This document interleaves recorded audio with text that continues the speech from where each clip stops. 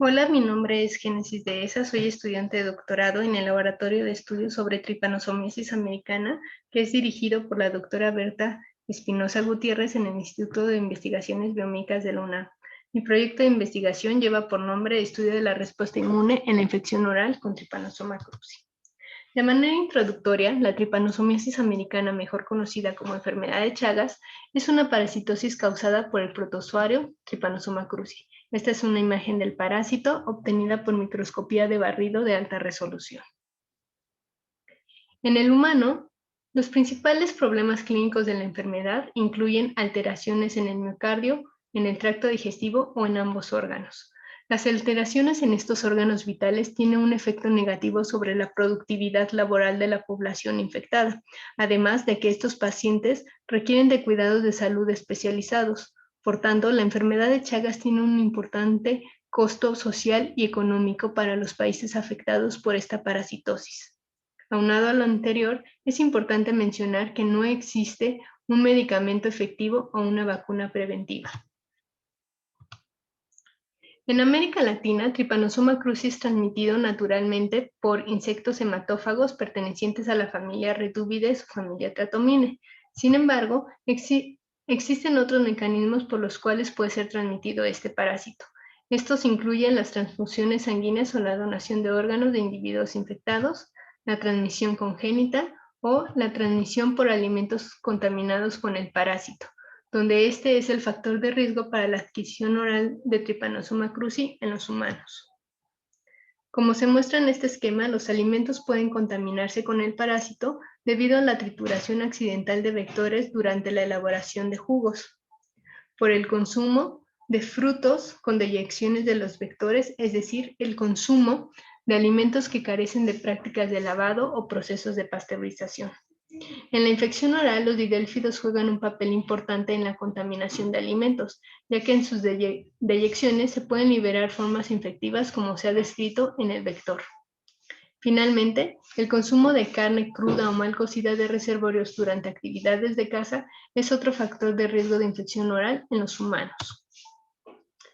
En la última década, distintos países de Sudamérica, como se muestra en este mapa, han confirmado casos de la enfermedad de Chagas debido a una infección oral con Trypanosoma cruzi. Brasil ha sido uno de los países con el mayor número de brotes reportados y de hecho se considera que la transmisión oral es el principal mecanismo de infección con este parásito en la actualidad. Una alta mortalidad durante la fase aguda, como se muestra en esta tabla, debido al desarrollo de una miocarditis severa, es el aspecto clínico descrito en la mayoría de los casos de Chagas oral. En México, la mayoría de las comunidades indígenas tienen un alto índice de marginación, por lo que la caza de subsistencia de animales silvestres es una actividad importante para obtener proteína animal en su dieta y en ocasiones la única. En esta tabla les presento diversos estudios realizados en diferentes comunidades indígenas de diferentes estados como Veracruz, Sinaloa, Estado de México, Campeche, Chiapas, Puebla, en donde en conjunto se describe que estas comunidades llegan a cazar hasta más de 60 especies de mamíferos, destacando la caza del armadillo, tlacuache, rata de monte, venado de cola blanca, esto con la finalidad de obtener carne como el principal producto utilizado como alimento, seguido del uso de la sangre y grasa con fines medicinales. Aun cuando en nuestra población están presentes estas prácticas, el riesgo de la adquisición de Trypanosoma cruzi por vía oral no ha sido estudiado en nuestro país, aun cuando muchos de estos mamíferos han sido descritos como reservorios del parásito. Por tanto, el objetivo general de nuestro proyecto de investigación fue evaluar la capacidad infectiva del tripomastigote sanguíneo de la cepa mexicana altamente virulenta denominada Querétaro, en una infección vía oral y caracterizar la respuesta inmune inducida tanto por el estadio como por la vía de inoculación. Para cumplir nuestro objetivo, nuestra estrategia experimental consistió en usar un modelo murino de la cepa Val-C, aquí podemos ver una foto. Nosotros tuvimos un grupo control, un grupo infectado. En el grupo infectado fue inoculado vía gastrointestinal con un inóculo de 100.000 tripomacigotes sanguíneos de la cepa Querétaro. El grupo control, por su parte, fue inoculado con un volumen de 50 microlitros de sangre sin parásito. En este modelo biológico se evaluó el establecimiento de la infección, evaluando distintos parámetros como la parasitemia, la localización in situ del parásito, la evaluación de tasa de sobrevivencia.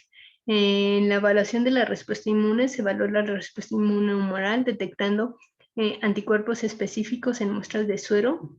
En la respuesta inmune celular se evaluó por la presencia de infiltrado inflamatorio por análisis histopatológico y la evaluación de distintos genes de citocinas. Como resultados, para la parasitemia se obtuvo sangre por una pequeña punción de la cola de los ratones. Esta sangre fue obtenida cada tercer día y fue observada en el microscopio utilizando un hemocitómetro. Como se puede ver, esta fue la cinética en los ratones infectados gastrointestinalmente con los tripomacigotes sanguíneos de la cepa Querétaro. Vemos una parasitemia que es visible bajo el microscopio a los 18 días post-infección. Una vez que aparecen los parásitos, hay un incremento de la carga parasitaria hasta alcanzar un pico máximo a los 27 días post-infección. En este pico máximo se registra una carga de parásitos de 2 millones de parásitos por mililitro de sangre, y posterior al pico de parasitemia vemos una disminución de la presencia de parásitos en sangre. La tasa de sobrevivencia fue monitoreada hasta los 60 días post-infección. Los eventos de mortandad se registraron a partir de la cuarta semana y hasta la sexta.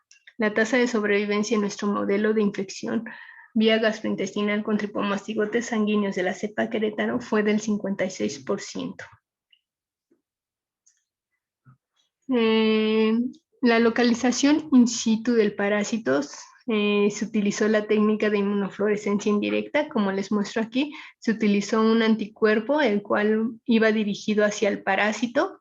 Este anticuerpo posteriormente fue localizado con un anticuerpo secundario el cual estaba acoplado a un fluorocromo. En este caso, esa señal la vemos en la primera columna, en todas las imágenes. Esa señal es esta señal de fluorescencia en color verde que nos muestra la presencia de nidos de parásitos. En la segunda columna vemos la señal para DAPI, que es un colorante que va a teñir los ácidos nucleicos. Y en la tercera columna vemos el sobrelape de estas dos señales.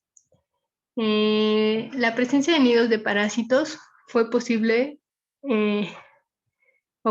fue observada principalmente en colon, corazón y músculo esquelético. De acuerdo al órgano evaluado, se observó diferencias en la temporalidad, ya que mientras en colon los parásitos fueron observados al día 22 y 35, en el caso de corazón y músculo esquelético, nidos del parásito fueron observados desde el primer punto de evaluación correspondiente a los 7 días post-infección. Asimismo, en estos dos órganos podemos ver que con el curso de la infección, el tamaño de estos nidos fue cada vez más grande. Con respecto a la evaluación histológica, se obtuvieron distintos órganos blancos.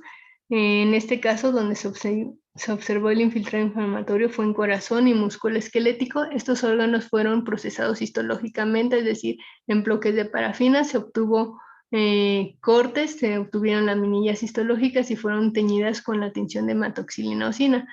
Esta tinción nos permite ver el citoplasma en color rosa y en azul los núcleos de las células. El infiltrado inflamatorio en ambos órganos se observó a partir del día 22 post-infección. Este infiltrado inflamatorio lo podemos observar por estos pequeños cúmulos celulares. Aquí es mucho más claro. Este infiltrado inflamatorio fue significativamente diferente a los 35 días post-infección en ambos órganos.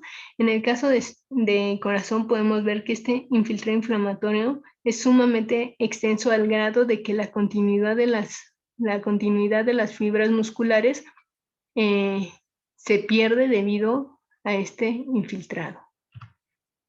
Con respecto a la respuesta inmunohumoral, se evaluó la presencia de anticuerpos específicos en muestras de suero. Esta presencia de anticuerpos se evaluó con la técnica de hélice indirecta. donde se utilizó un anticuerpo primario y posteriormente un anticuerpo secundario que nos da la reacción colorimétrica.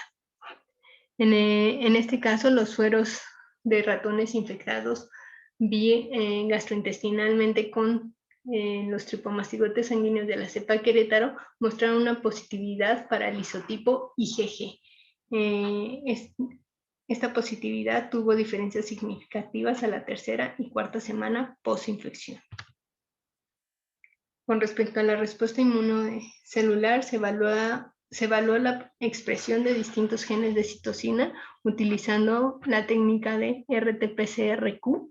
Se evaluaron genes de citocinas relacionados a la respuesta TH1 y TH2, así como citocinas involucradas en la respuesta inmune contra el parásito, como citocinas involucradas en la respuesta inmune de sitios mucosales.